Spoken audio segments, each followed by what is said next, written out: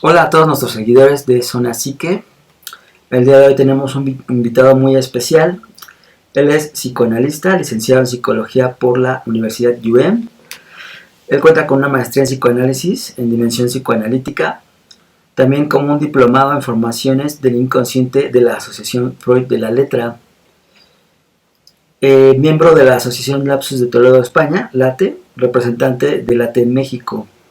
Él es catedrático de diversos seminarios, diplomados y maestría en psicoanálisis. Él es coautor en diversos libros sobre clínica psicoanalítica, tanto en México como en el extranjero. Ponente en diversos coloquios y congresos sobre la clínica psicoanalítica, tanto en nacional como en internacionales. Su línea de investigación gira en torno al fracaso de la función paterna y a la construcción del cuerpo del niño. Él ejerce una práctica clínica de manera privada, con atención a niños, adolescentes y adultos, así como parejas desde hace 13 años. Él es el psicólogo Carlos Mayén. Hola Carlos, ¿cómo estás?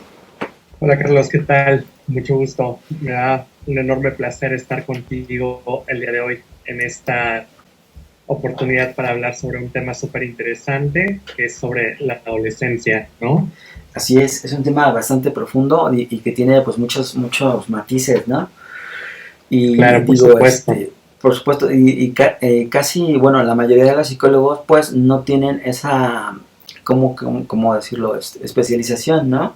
Sí. Desde la perspectiva psicoanalítica es muy interesante el tema de la adolescencia porque implica darle lugar a una etapa de transición, a una etapa donde se deja la niñez Claro. para entrar a una etapa de crisis, a una etapa de búsqueda de identidad, y que después vendrá la etapa de la edad adulta, ¿no?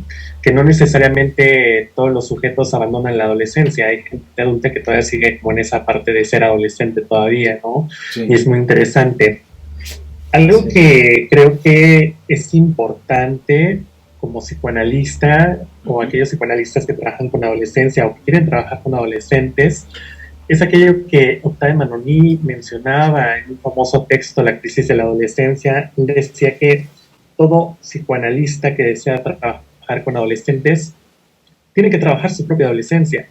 Claro. Porque su propia adolescencia es como puede comprender justamente es transitar que se vive ahí, ¿no? Entonces, Exacto. es algo que me parece muy importante, no tiene que ver tanto como de repente ponerse en el lugar del adolescente o en esta cuestión como de tengo que ser la onda o tengo que ser lo suficientemente chavo para poderlos entender. No tiene que ver con eso. Así No es. tiene que ver con ser un experto a lo mejor en videojuegos, en grupos de música, o sea, todo ese tipo de cuestiones. O sea, no va por ahí, ¿no? Entonces esa parte es bastante interesante también. Claro. Sí, y la importancia, bueno, aquí como lo comentas, bueno, en el adolescente, pues siento yo que es encontrar esta identidad, ¿no? Todo en el proceso de identidad, que muchas veces se alarga, ¿no? Como bien comentas. Y ya en el terapeuta, pues la función, más que otra cosa, es comprender lo que le está sucediendo, ¿no? Al adolescente. Que inclusive Freud hace un hincapié ahí, ¿no? Diciendo que también tenemos una especie, ¿no? Como de amnesia, ¿no? Que bien lo decía él, de repente olvidamos esos procesos que vivimos, ¿no? O los hemos vivido de forma más inconsciente, por así decirlo, ¿no? Claro, por supuesto, es como la cuestión de la amnesia infantil, como de repente esa amnesia infantil queda como sepultada, queda como olvidada ahí abajo, ¿no? Aquí hay una cuestión que me parece importante introducir, si me lo permites, que a partir de lo que estamos hablando podamos partir de una pregunta importante, y esa pregunta importante sería, ¿qué es un adolescente? ¿No? Claro. ¿Qué es un adolescente? Y si nos vamos a una parte más como de salud, por ejemplo, lo que establece la OMS, lo que se dice, bueno, podríamos decir que un adolescente es un sujeto que está comprendido entre los 10 y 14 años, ¿no? Así es. Entonces, como una adolescencia temprana. Pero también podemos hablar de una adolescencia tardía, que esa adolescencia tardía es entre los 15 y los 19 años, ¿no? Así es. Ahora, esta adolescencia es interesante. ¿Por qué? Porque también tenemos que remitirnos al concepto. Y el concepto nos va a dar también un punto de partida. ¿A qué me refiero? Que, por ejemplo, si nos vamos al término adolescencia, adolescencia viene de adolecer, ¿no? Que implica que es un término que implica la parte de un crecimiento, de un desarrollo, y que eso implica ciertos tiempos, tanto lógicos como cronológicos, ¿no? Que en este aspecto me parece importante porque la adolescencia, trabajar con adolescentes y la adolescencia no implica que podamos excluir los tiempos cronológicos, porque en muchas ocasiones también hay problemas en el desarrollo, que también el analista tiene que considerar para poder trabajar con ello, ¿no? O sea, es importante que se puedan tomar en cuenta esos dos tiempos. Eso es muy importante.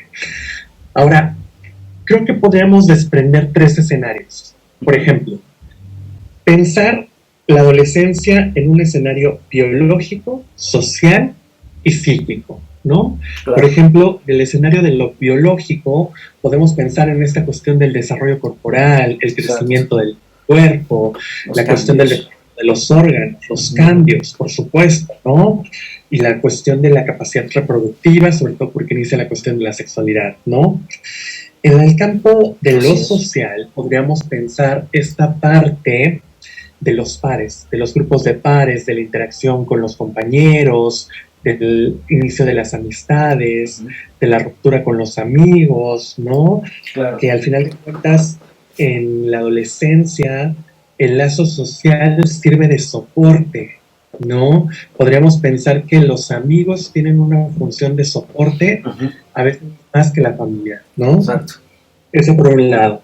Y finalmente el psíquico, que podríamos definir que es justamente el adolescente como un sujeto en conflicto de que en un conflicto en torno a la construcción de la identidad o la búsqueda de la identidad, ¿no? Que justamente eso puede llevar a la pregunta más importante de quién soy yo, ¿no? Que es una pregunta hasta casi filosófica, ¿no? Sí, claro, por supuesto. Sí, en ese proceso, como bien dices, bueno, en las amistades recurren mucho la fuerza psicológica en ellos, ¿no? Tienen más confianza, tienen más empatía, ¿no? A veces que con la propia familia. Y siempre hay algún familiar también con el que se identifican más, ¿no? Con el cual este proceso de identidad puede ser aunado, ¿no? A lo que ya llevaban ellos, dijéramos, en su desarrollo, ¿no? Claro. Algo que me parece fundamental en esta cuestión es que los compañeros y los pares en la adolescencia son espejos donde hay una cuestión que se juega en torno al narcisismo, hay una cuestión donde hay proyecciones también de lo que representa el otro y que se colocan ahí, ¿no? Claro. Entonces, a veces los compañeros, los amigos, son esos espejos con los que el adolescente se mide constantemente para saber quién es. Y eso es muy importante porque a veces cuando llega un adolescente al consultorio, lo que nos encontramos en casa son con los padres. Nos encontramos con los padres que demandan justamente que este hijo sea atendido. Y es muy curioso porque a los padres les espanta la adolescencia. Claro. O sea, a los papás cuando llega a esta parte de la adolescencia es como, por ejemplo, aquí en México, que es como de, ya me va a sacar canas verdes, o ya viene la etapa del desmadre, o todo ese tipo de cuestiones, ¿no? Y muchas veces, claro, y muchas veces es muy curioso, pero hay padres que incluso con demasiada antelación lo traigo porque ya va a empezar su etapa de adolescencia. Y necesito que se trabaje en ello para que no sea rebelde, para que sea bien comportado, para que saque buenas notas. Y empieza toda la demanda, ¿no? Empieza toda la demanda. Creo que aquí lo importante es darle lugar en las entrevistas preliminares al discurso de los padres, trabajar también con el discurso de los padres, sobre todo para ver qué es lo que tienen para decir en su historia, que va a venir a repercutir en este hijo, ¿no? Claro. Y es muy curioso porque la pregunta es, ¿qué hacemos con la demanda? Y ese es un aspecto incluso técnico e incluso un poco delicado porque la demanda no puede ser satisfecha. Claro. Porque si se satisface, lo único que va a provocar es que se haga lo que los padres quieren, cuando en realidad se trata de ponerla a trabajar, de ponerla a escuchar justamente de para utilizarla, dónde. ¿no? Exacto. Y que esto le va a permitir al analista devolver la función a quien corresponde, porque el analista no es el educador, no es el padre, no es la madre que se va a encargar de ponerle los límites o de ayudarlo que haga la tarea o que se comporte en la escuela. Esas son funciones que les corresponden a ellos, ¿no? Claro, y con esto me viene a la mente un texto muy importante y muy interesante de Freud, que justamente tiene que ver con el texto de la joven homosexual. En el texto de la joven homosexual lo podemos pensar justamente como, ¿por qué no como una adolescente también, no? Claro. A lo mejor una adolescente un poco tardía, pero es una adolescente al final de cuentas, ¿no? Y es curioso porque en este texto es justamente cuando Freud dice algo similar a unos padres demandan que se cure a su hijo que es indócil. Pero una vez que éste ha trabajado en el análisis, decide retomar su propio camino por su propia cuenta. Lo estoy parafraseando, no lo estoy diciendo textual, pero ¿por qué me parece importante? Porque ahí Freud va a agregar algo y dice, y los padres quedan más insatisfechos que antes. Claro. Entonces, por supuesto que eso lo podemos articular a la demanda porque es esta parte como de los padres quieren un hijo modelo. Así quieren es. un hijo que no les cause problemas, que no les cause descontento. Un ideal, ¿no? Pero yo creo que aquí lo importante es que los padres puedan entender claro. que y pueden ver que su hijo está en un proceso de transición, en una etapa de crisis, las cosas podrán fluir de una mejor manera.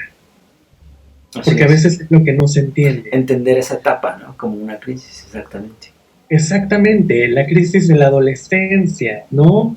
Y es muy curioso porque cuando me hiciste la propuesta de tener este espacio de trabajo, uno de los títulos que proponía era justamente esta parte de adolescencias o dolencias, una etapa turbulenta, ¿no?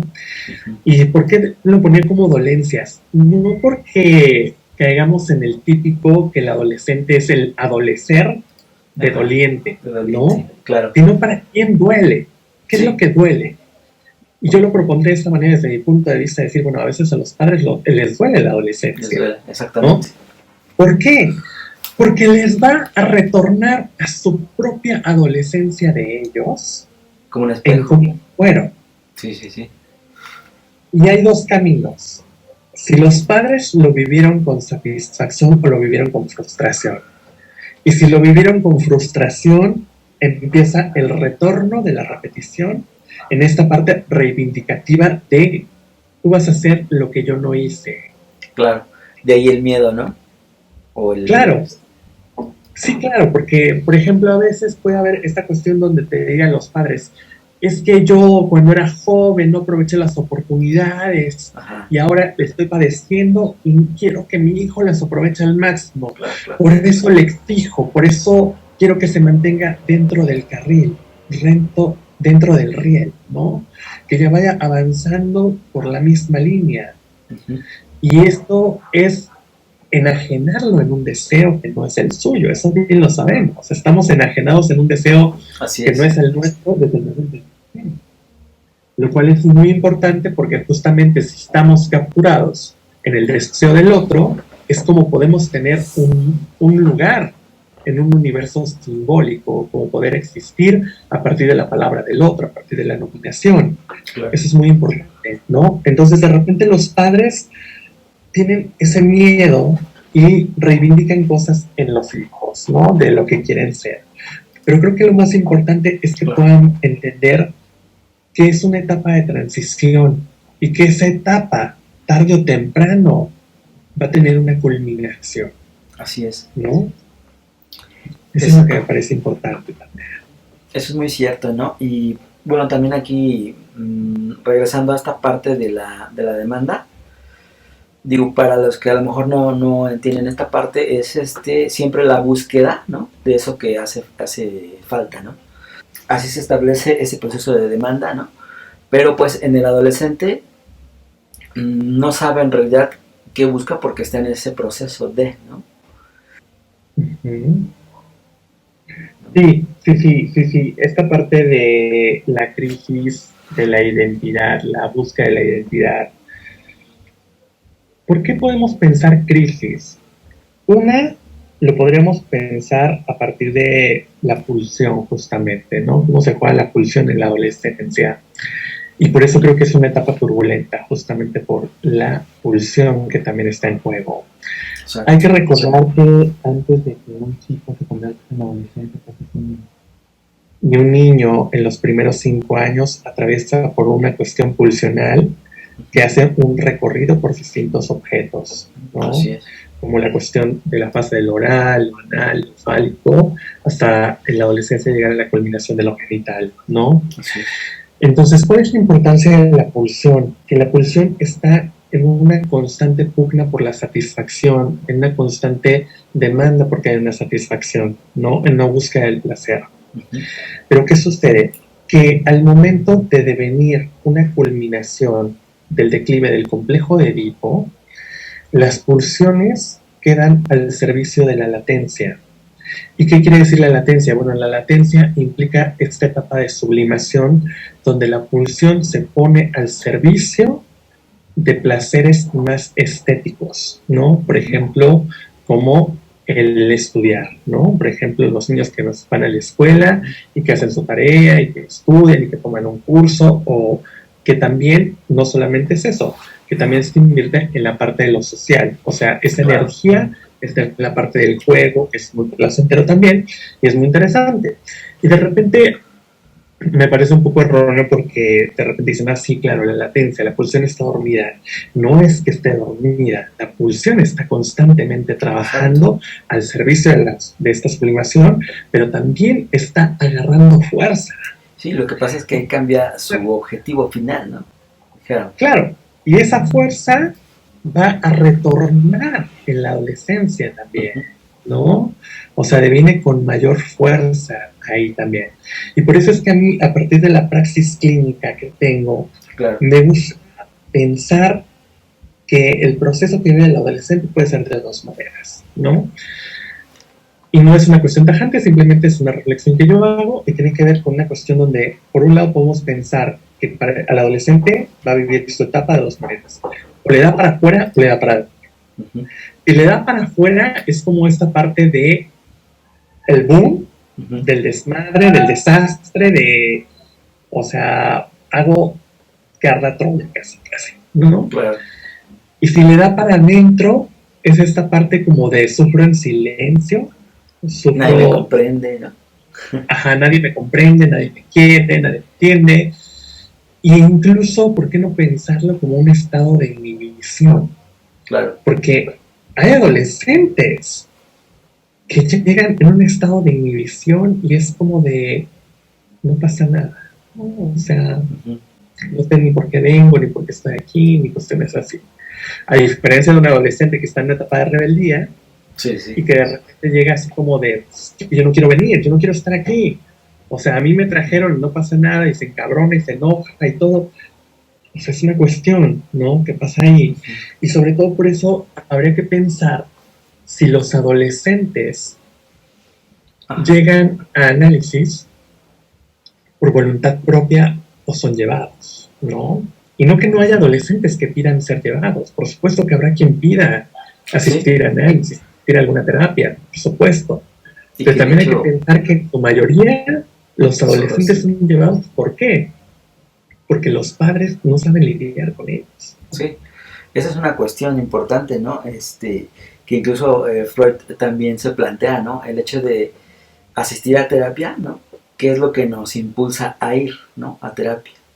Entonces, en su momento, pues él dijo, el mejor paciente es aquel que se quiere conocer a sí mismo, ¿no? Y de ahí depende de si me llevan, ¿no? O si voy por mi propia cuenta. Entonces, sí tiene mucho que ver esa parte, sobre todo por el motivo de la consulta, ¿no?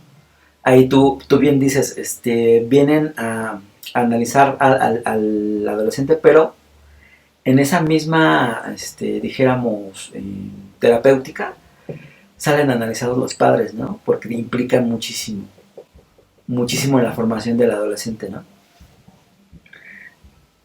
Y voy a agarrar una palabra que escuchaba hace un momento y en esta parte de conocer, a mí me gusta pensarlo de una manera contraria. Por ejemplo, me gusta pensar que cuando uno va a análisis o cuando alguien va a análisis, no va precisamente a conocerse, va a desconocerse ahí donde no es, ¿no? O sea, porque justamente desconocerse implica cacharse a partir de esa cuestión del inconsciente que se manifiesta en la parte del síntoma, el lapsus, el sueño, en estos equívocos, en estos tropiezos que justamente es donde ahí uno puede introducir su trabajo, como diciendo, captas esto, escuchas esto, ¿qué pasa con esto? Es el proceso, ¿no? Por supuesto. Y que en esta parte que dices de los padres, yo creo que al final de cuentas hay analistas que pueden decir, yo no trabajo con los padres, trabajo únicamente con el chico, porque ya incluso hay chicos que dicen tiene 17 años, como para, ya no necesita de estar ahí, ¿no? Claro. Pero sin embargo, yo soy de la idea de que los padres tienen que estar aunados al análisis. ¿Por qué? Porque cuando trabajamos con niños y con adolescentes, nos enfrentamos a una doble transferencia. Y la transferencia es el motor de la cura. Sí, entonces, en esta cuestión de que la transferencia, el amor de transferencia, tiene que ver justamente con eso que se reivindica en la figura del analista, a partir de cómo son las relaciones con los propios padres, con la anterioridad de la infancia, ¿no? Y que se reactualizan esas ímagos en la figura del analista también, ¿no? Entonces, nos enfrentamos a una doble transferencia, la transferencia del adolescente y la transferencia de los padres, ¿no? Y en esto me gusta retomar esta palabra de Freud que es justamente la plantea de decir es necesario aunar un influjo analítico sobre los padres. Para mí ese influjo analítico es el concepto de la transferencia, ¿no? Claro. Y que es muy interesante porque si lo vemos a partir de Lacan, bueno, en Lacan la transferencia tendrá que ver con la colocación del sujeto supuesto saber, ¿no? Al saber, ¿no? Y que el analista no puede encarnar esta posición, porque colocarse en un lugar de saber, ¿qué sucedería? Pues ya no. Que el analista no se movilice. O sea, que sea toda esta cuestión como de créeme todo lo que yo, analista, te digo, y no se permite que haya una falla, un cuestionamiento, ¿no? Claro. Este cuestionamiento en múltiples ocasiones da lugar a que el adolescente pueda decir no es esto que me estás diciendo, no es eso que me estás planteando, ¿no? Lo puedo pensar de esta otra manera, ¿no? Y eso es importante, ¿por qué? Porque el analista también tiene que en determinado momento caer, tiene que desmovilizarse de esa posición, ¿no? Tiene que caer ese supuesto saber, no puede quedarse colocado en el saber, por supuesto, no, es erróneo. Porque además dijéramos, es como está como implementado nada más, ¿no? Este hecho del supuesto saber, porque en realidad, bueno, la verdad ya se oculta en el paciente, ¿no? Entonces, más allá de que se encuentre en el analista, lo que hace la función, ¿no? A través de esta transferencia es el proceso de cura, como bien ya mencionabas, ¿no? Que eso es esa doble transferencia que bien mencionas, pues sí, involucra siempre a los padres, ¿no? O en el caso a los cuidadores, ¿no? Claro, por supuesto. Y es que yo he pensado que cuando no se le da lugar a los padres, esto en muchas ocasiones puede venir como un acting out, ¿no? Ajá. ¿Qué quiere decir esto? Que de repente, por eso en ocasiones se escucha decir es que se interrumpió el análisis, ¿no? De repente empiezan los pretextos donde ya no hay dinero, ya no hay tiempo y múltiples cuestiones, ¿no?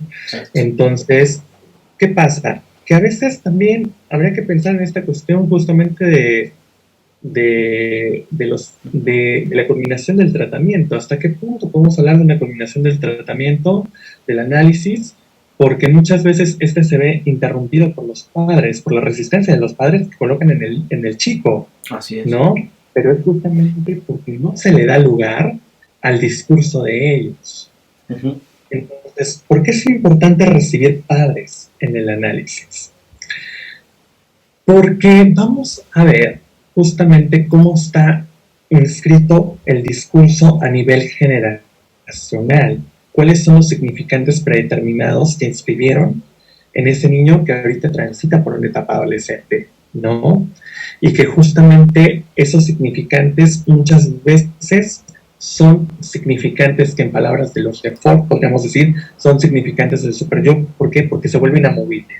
O sea, es algo como que esclaviza, es algo que petrifica y no hay movimiento, ¿no? Claro. Entonces es como si el sujeto de repente estuviera en una cuestión de cumplir ese designio.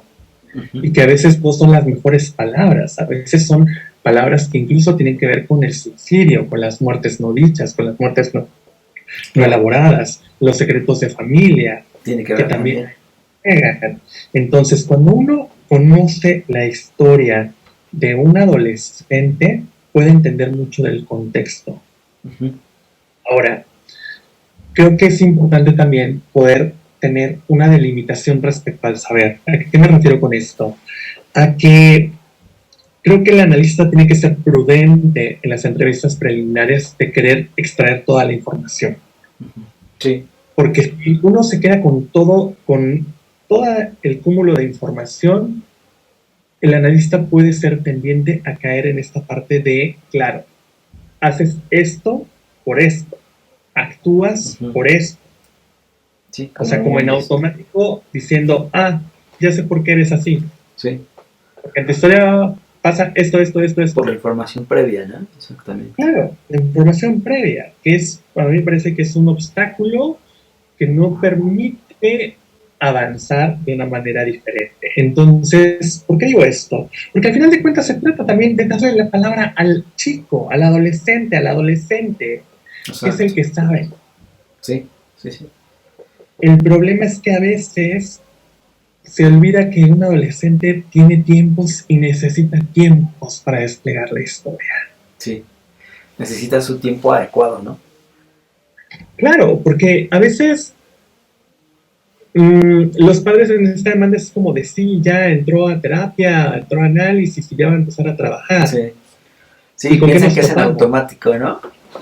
Claro, casi. Y nos topamos con que no es así necesariamente, ¿no? Hay que hacerle lugar a los silencios.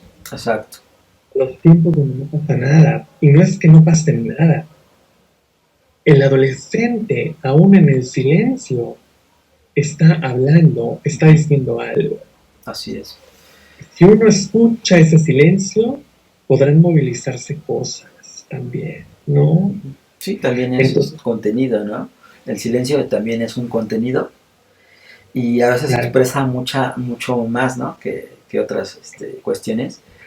Y ahorita me recuerdo que, bueno, los padres también implican mucho en el deseo, ¿no?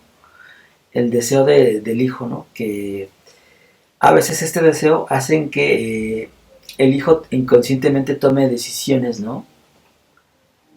Por ejemplo, quieren ver materializado en él, ¿no? El deseo frustrado del padre o de la madre, ¿no? Sí, por supuesto. Y esa es una cuestión muy compleja porque cuando los padres quieren reivindicar su propia frustración en el caso de un niño, pero sobre todo en el caso de un adolescente, claro, a mí me parece que eso viene a obstruir la espontaneidad de la esencia de un adolescente. Ajá. Porque entonces es como de, si yo miro que él no está siguiendo la directriz que yo quiero que siga, se lo tengo que marcar. Exactamente. Y entonces es esta parte de, tienes que ser así, tienes que ser asá. Exacto. ¿No? Sí. Por ejemplo, pienso en determinado analizante que de repente viene una cuestión donde, a partir de escuchar su propia historia, Ajá. en voz de los padres, pareciera que es un chico retraído, es un chico que no habla, que no convive, que no nada, ¿no? Sin embargo, en su análisis es completamente diferente. Ujú. O sea, es un chico extrovertido, es un chico que habla, es un chico que cuenta de todo lo que le sucede en torno tanto a lo social, en torno a la pareja, en torno a la familia, en torno a su estado de crisis que en ese momento atraviesa por una tentativa suicida. Ajá. Y lo interesante de esto es que él, en el trayecto del análisis, puede llegar a decir, no puedo ser como soy aquí, porque eso está sancionado en mi familia. Exacto. Es como si la terapia le diera una ventana, ¿no? Hacia esa posibilidad. Claro, y sobre todo, ¿por qué? Porque viene una palabra que lo marca. Ujú. Cuando él era niño, Ajá. su padre, todo el tiempo es esta cuestión de tienes que ser fuerte, Ujú. porque los débiles son aplastados. Claro, la Entonces, imposición de estas eres palabras, ¿no? no puedes llorar, no puedes exteriorizar ese sentimiento, Claro. ¿no? Entonces, él cuando tiene un sentimiento, Exacto. lo que hace es llorar a escondidas. Exactamente. Ahorita que te escuchaba, me recuerdas mucho a Luciano Lutero, me recuerdas mucho a él en este texto sobre... Ay, ¿cómo se llama este texto? Ahorita a ver si me acuerdo, pero es un texto sobre niños, ¿no? Sí, sí. Y él justamente habla de la posición del analista de repente respecto a la adolescencia y la infancia, y es esta parte de donde él dice, el analista no es ni el otro del amor ni el otro de la ley. Lo cual para mí me pareció muy importante en su momento. Entonces, el analista, la posición del analista es una posición neutral. Pero obviamente sí, el analista pues Claro. tiene que ser neutral, ¿no? Siempre. Sí, claro, por supuesto, ¿no? Y entonces ahí es como te das cuenta a partir de cómo ciertas palabras determinan cierto lugar en la vida de los analizantes Ujú. y que justamente eso es lo que se tiene que movilizar, pero toma tiempo. Claro. Toma tiempo. Entonces, ¿a qué vamos con esto? Que cuando trabajamos con adolescentes, hay que, si bien trabajamos con padres, hay que delimitar bien los espacios. ¿Por qué? Porque uno le da la bienvenida a un adolescente diciéndole, este es tu espacio, Sí. para que tú puedas hablar, para que puedas hacer, para que puedas decir, para muchas cosas. Pero si ese espacio se va a ver interrumpido por el discurso, o por el decir, o por lo que los padres piensan y opinan, va a haber una interferencia, ¿no? Exacto. Entonces, es mejor decirle al chico, ¿sabes qué? Este es tu espacio, lo que hablamos es entre tú y yo, pero eso sí, si hay una cuestión importante donde tu vida esté en riesgo, será importante que lo hablemos con tu padre, Ujú. ¿no? Esto es muy importante, porque también el analista no se puede arriesgar en este absoluto silencio Exacto. o de fidelidad, donde diga, nada pasa, Ujú. van a saber tus papás. Porque ¿qué pasa cuando hay una conducta de riesgo? Cuando hay una conducta de riesgo, los padres tienen que saberlo, ¿no? Porque Sí, el tiene que analista no verse. va a estar en casa. Entonces, si hay una cuestión donde hay una tentativa suicida, donde hay una conducta de riesgo, los padres también tienen que estar al pendiente para saber actuar en el momento de una emergencia también. Claro. Sí, es Esta es importante. parte muy importante también, ¿no? Es fundamental que los padres también, por eso digo, también sepan hacer cuál es su función, Sí. porque de repente es como, ahí te lo dejo y me desentiendo. Sí, es Y como no, cuando, en el caso del maestro, ¿no? También. Ahí te tienes a mi hijo, edúcalo, ¿no? Sí es importante esa exacto. parte. Saber qué función ejerce cada cual, ¿no? Claro, por supuesto. Sí, y el que haya una diferenciación de esas funciones me parece muy importante porque entonces ahí es donde cada uno puede ocupar su papel, su lugar, Exacto. los padres haciendo su función y el analista haciendo su función dentro del análisis, que no es una cuestión de pedagogía, no es una cuestión de reeducar, Exacto. ¿no? Porque esa no es nuestra chamba con ellos, ¿no? Y aparte que siento que a un adolescente le purga Sí. que el analista esté colocado en algo del orden de la función parental.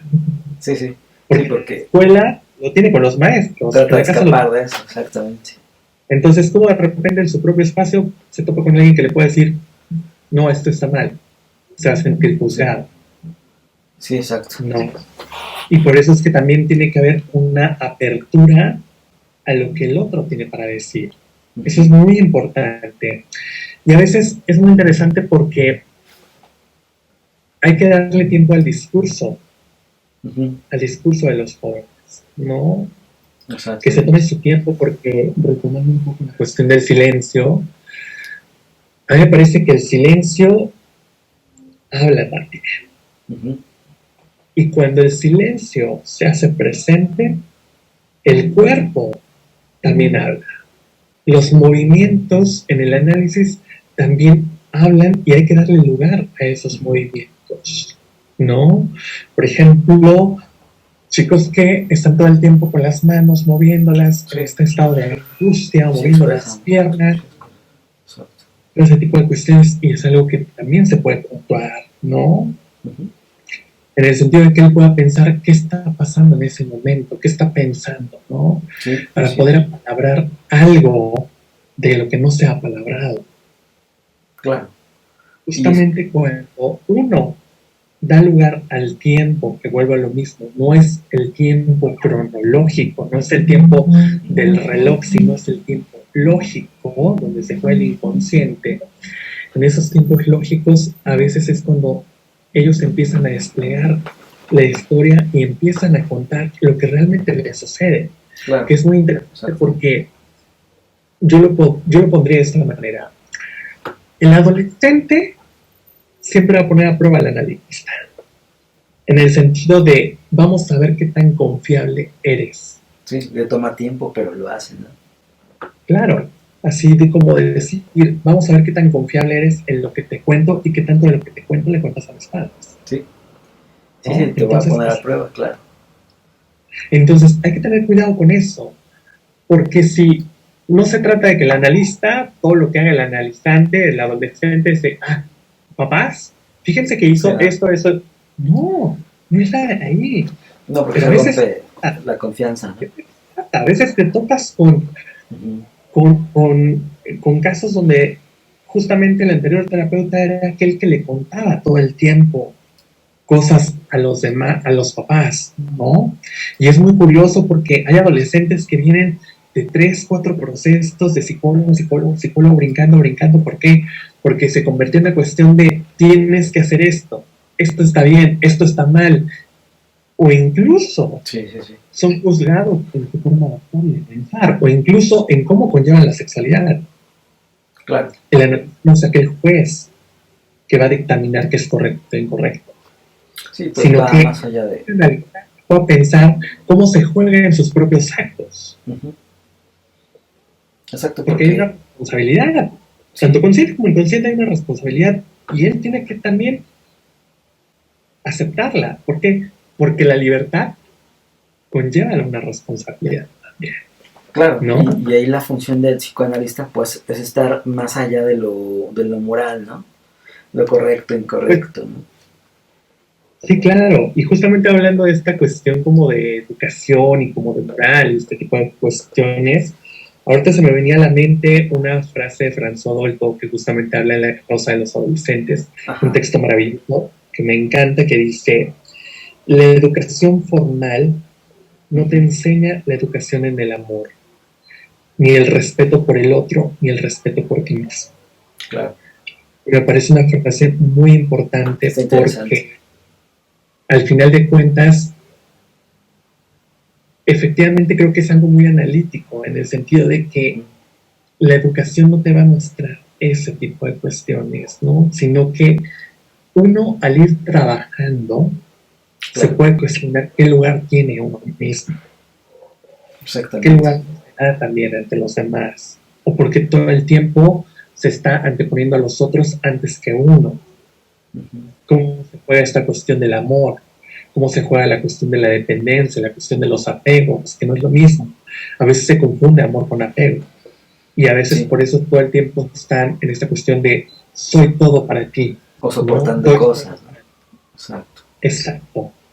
Y en realidad eso es un autoengaño que él tendrá que discernir que como tiene, ¿no?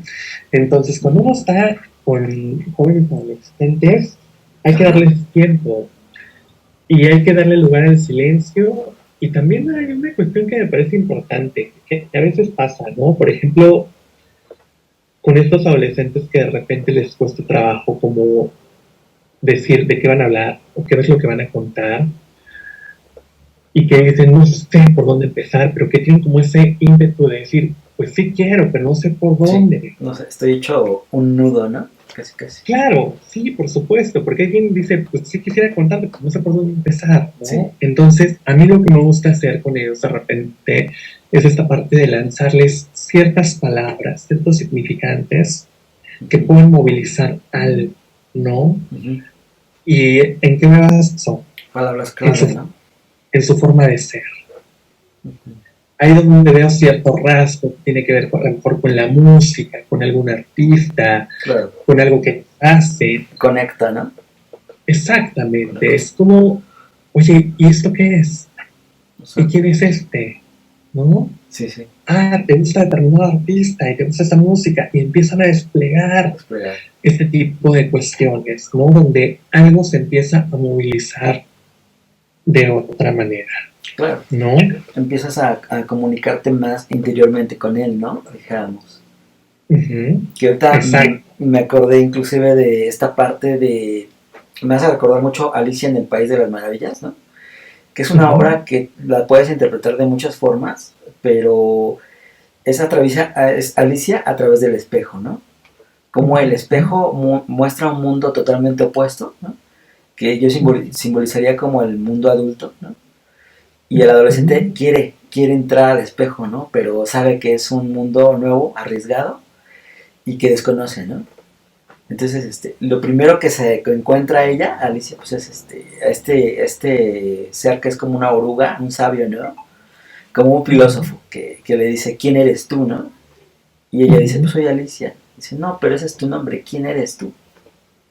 Claro. Entonces es un proceso muy complejo de este proceso de identidad, ¿no? Claro, y que esa construcción de la identidad es muy interesante porque es algo que los padres a veces no entienden.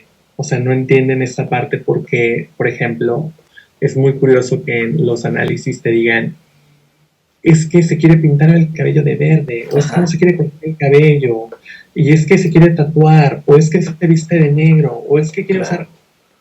Exacto. Y no entienden que la cuestión de la identidad, la conformación del yo que está ahí, tiene que ver justamente con encontrar respuesta a quién soy. Entonces, ¿qué sucede? Que si los padres pudieran entender que a veces los jóvenes están en esa búsqueda de identificación, obviamente que las identificaciones que hacen con sus partners, con sus pares, no son las más adecuadas a veces. Por eso es que a veces viene esta etapa de rebeldía donde es que quiere vestirse como emo, o quiere ser como Darketo, o quiere traer los pantalones rotos, pero es una transición pasajera. Exacto. Lo que va a definirse más adelante cuando encuentre algo que realmente se acomode a su imagen. ¿Por qué? Porque hay que recordar que en la adolescencia hay una disrupción del cuerpo erógeno con el cuerpo biológico. Exacto. Y que no empatan, no abrochan de entrada, porque de repente la percepción ante el espejo es de no me gusta mi cuerpo, no me gusta cómo me veo, me siento feo. Está distorsionada un poco, ¿no? Exacto. O me siento gordo, o me siento muy flaco, ¿no? Pero es un proceso de cambio, es un proceso que poco a poco se va a ir acomodando. Claro. Es también como, por ejemplo, muchos en ese proceso de identidad, ¿no? Como quien les enseñó a acatar, ¿no? La ley, a acatar las reglas, por así decirlo, pues es el padre, ¿no? Por lo regular. Y esta cuestión deviene a que el chico quiere crear su propio, dijéramos, sus propias reglas, ¿no? Yo voy a vestirme así, ¿no? Voy a encontrar un poquito de lo que tú me dices, ¿no? Y si tú usas los pantalones de jeans, yo los voy a romper, ¿no? Es un proceso, ¿no? O sea, es una expresión, por así decirlo. Y ahí es cuando el papá a veces la riega, ¿no? Y dice, pues yo también voy a traerlos para comunicarme con él, ¿no? Igual me los voy a romper, ¿no? Acabas de tocar una palabra, híjole, súper importante, porque eso es algo de lo que también quería hablar contigo aquí en este espacio. Ajá. De estos padres que de repente quieren ser chavos con los hijos. Sí, exacto. Y que es esta idea errónea que es como de repente un poco lo que hace la psicología, como de Ajá. Ama a tu hijo, compréndelo, entiéndelo, o sea, esta parte de empatía, que para mí la empatía, en psicoanálisis creo que la empatía no existe como tal, claro. Porque me gusta pensarlo de esta manera, uno se pone los zapatos del otro, en la literalidad pues no te quedan, pues nunca vas a alcanzar a comprender sí, exactamente lo que otro es, ¿no? Entonces de repente es muy contraproducente lo que estos padres quieren hacer, como la parte de pues yo también me voy a interesar en la música que te gusta sí. Y voy a empezar a leer de determinado artista y te voy a comentar. Pero ¿qué empieza a pasar? Que los padres no se dan cuenta que los adolescentes detestan la competencia.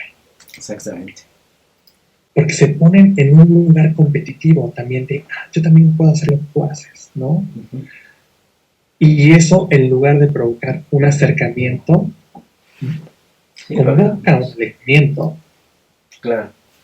Porque si bien los adolescentes a veces carecen de ese afecto, de esa presencia, pues yo lo pondría de esta manera. Los padres podrán estar muy presentes en casa y ser ausentes. ¿Por qué? Porque a veces no hay esa pregunta tan fácil y sencilla de decir, ¿cómo estás? Uh-huh. ¿Cómo te sientes? Exacto, algo tan sencillo, ¿no? Que puede resultar tan sencillo, pero que pues los padres no lo hacen, ¿no? Claro, y que tiene que ver con interesarse en el mundo en el que ellos están inmersos. Darle lugar a las producciones que ellos hacen, sin juzgar. Sí, porque siempre los padres lo que hacen es esta parte de ¿por qué la ropa rota? Sí. ¿Por qué no te bañas? O entran en el clásico, ya sé por qué estás así, ¿no? Claro. Y entran en la lógica de lo que ellos vivieron en su generación, a lo mejor, ¿no? Que es completamente distinto. O sea, no es lo mismo hace 30 años que actualmente. Así es. Las generaciones van cambiando. Así es. Todo va cambiando y es diferente, ¿no?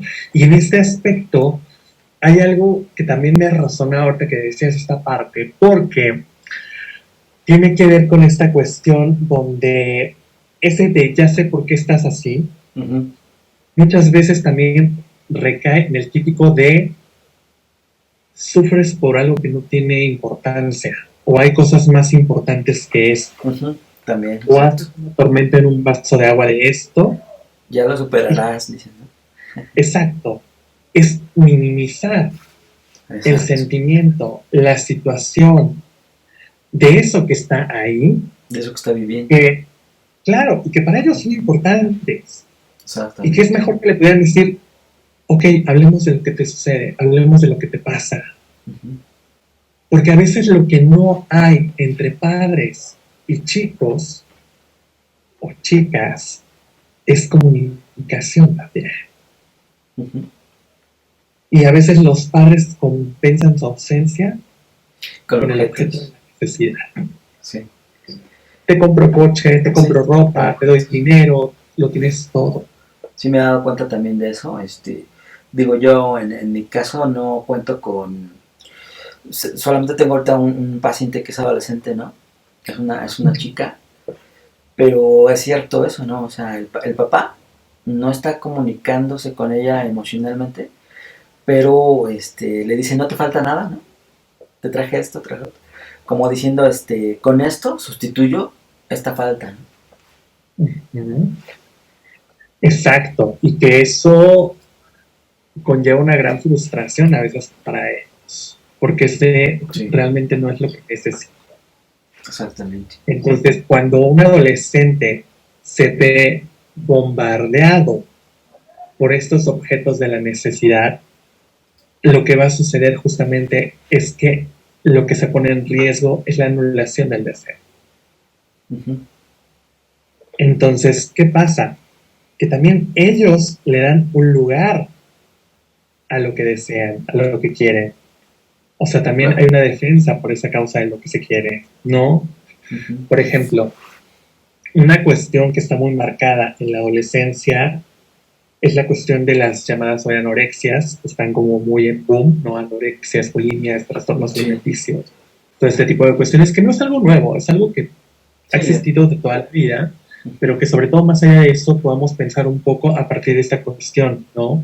O sea, como de repente en la anorexia, a mí me parece que lo que está jugado justamente es que los padres responden con el objeto de la necesidad, o sea, con esta cuestión de satisfacer las necesidades, y lo que está en juego es la cuestión del deseo.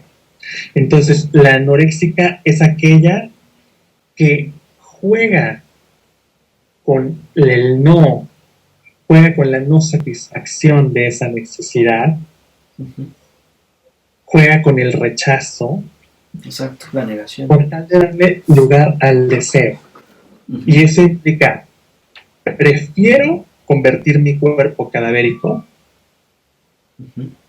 Y incluso caer en la propia muerte con tal de darle lugar al amor, a la falta, al deseo, uh-huh. ¿No?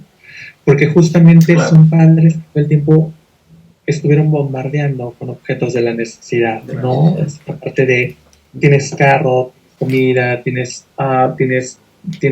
dinero, uh-huh. Tienes los actos de última moda, cuando en realidad no es eso. Exacto. Y es una forma también de, en el adolescente, de ejercer un poco de control en su vida a través de esta uh-huh. negación, ¿no?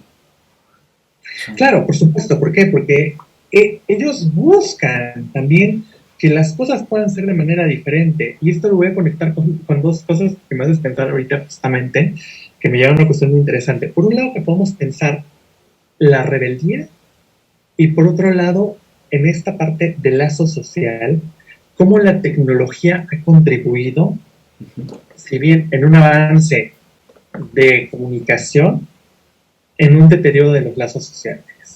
Sí. Entonces, por ejemplo, ahorita en esta cuestión de rebeldía, ¿qué podemos pensar?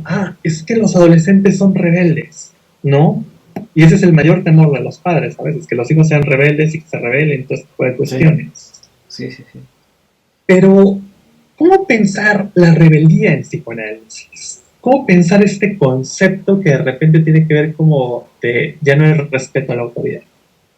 A mí me gusta pensar justamente a partir de este texto, uh-huh. De Freud, de aquellos de los que él incapacita de culpa, que la rebeldía en la adolescencia tiene que ver con la búsqueda de un límite, la búsqueda de un llamado a la autoridad, de un llamado al nombre del padre. Claro. Muchas veces estos actos de los chicos es un pedido a gritos de hey, necesito un límite. Sí. Necesito que me digas que no.